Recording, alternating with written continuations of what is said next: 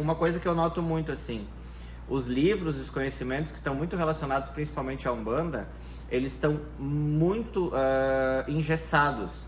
Fulano é filho de Beltrano, ponto. Ciclano, né, é como se fosse... E não. Nós temos que lembrar que dentro do Candomblé e das nações que vêm da África, eu tenho uma expressão muito legal que alguns pais de santo usam, que é a minha África, para representar o seu Orumalé, a sua junção de orixás, a minha África. Porque daí eu tenho um Barum que vem lá não sei da onde, eu tenho um Oxumaré que vem não sei da onde, eu tenho um Exu que vem não sei da onde, porque o culto originou-se. Então, na verdade, eu tenho um pedaço da Zâmbia, eu tenho um pedaço do Zimbábue, eu tenho um pedaço de Madagascar, eu tenho um pedaço do Egito, eu tenho um pedaço da África do Sul, eu tenho um pedaço de Angola, porque são países, né, países dentro da África, estados dentro da África. Estados-nações, né? Então eu constrinjo isso. Eu não posso simplesmente pegar um orixá que tem resquícios de culto lá no Egito, que tem resquícios de culto lá em Madagascar, que tem resquícios de culto lá na África do Sul, e achar que existe um pai comum para isso. Porque existem outros caminhos, existem outras possibilidades.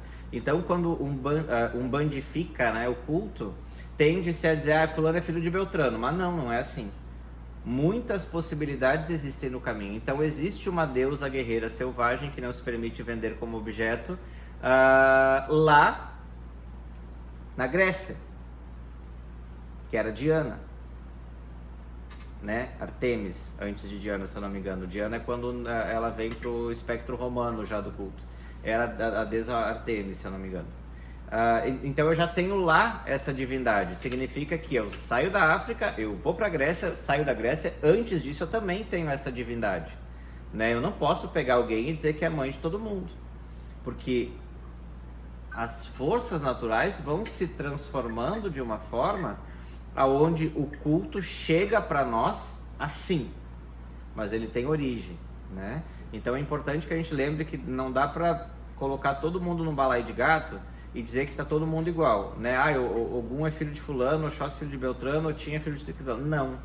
Cada linhagem específica do culto, eu vou encontrar um orixá com uma ancestralidade específica que é a origem dessa força. Euá, por exemplo, versões da história que Euá é filha de Nanã. Versões da história em que Euá é uma Yami Oxorangá, logo ela é irmã de Nanã, que também é uma Yami primordial. E em alguns casos ela foi esposa de Olócum. Ela não pode ser filha de Yami Oxorangá, ela não pode ser filha de Nanã para ser esposa de Olócum, muito menos Yami Oxorangá para ser esposa de Olócum. Ela tem que ser uma Agé, né? Original do próprio deus Olocum, a partir do primeiro incesto com a sua própria filha, que era parte do corpo dele. Porque Olocum deriva-se de si mesmo, entra em relação incestuosa com uma parte sua, tirada dele, o que nós conheceríamos como filho, mas tipo Adão tirando a costela, gerou Eva. Eva é filha de Adão, porque saiu dele, é uma relação incestuosa. Olocum tem o mesmo princípio, e aí a partir disso tem uma prole de Agés, né, dos quais Euá é uma delas, que Olocum vai ter filhos com ela também. Então eu não posso dar uma parentificação específica para uma força que é derivação vibracional de um espectro também. Tem que sempre pensar um pouquinho melhor antes de transformar Pai, Filho e Espírito Santo numa coisa que não tem nada a ver. Mas pensem aí os grandes evangelizadores, né? Não é porque Deus fez da costela que Eva não era filha dele, porque era material genético específico. Se não era filha, era clone. Quem foi feita do barro, assim como Adapa, Adão, o primeiro homem, foi Lilith. Ela tornou-se muito poderosa, porque ela fechou as pernas e Adão não ganhou.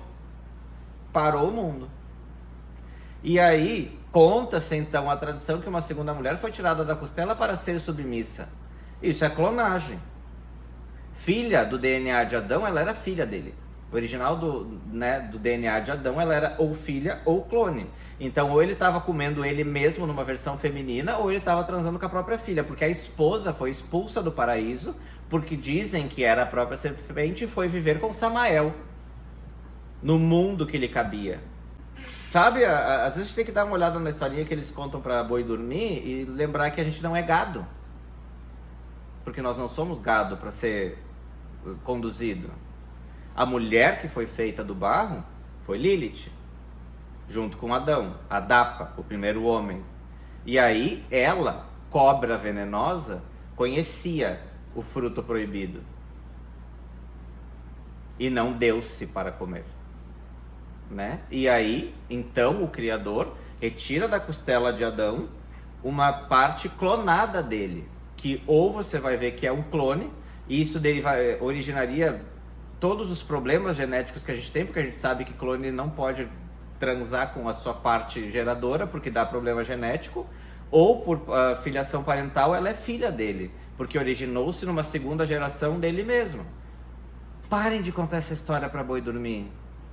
Não somos gado, sabe? As pessoas têm que começar a entender que isso tudo é contado desde o início, para que a gente veja e agradeça a Deus por termos sido feitos. Meu culpa essa gente. Puxação de saco isso. Gente ignorante que gosta de ser evangélico e evangelizador só para contar xalala.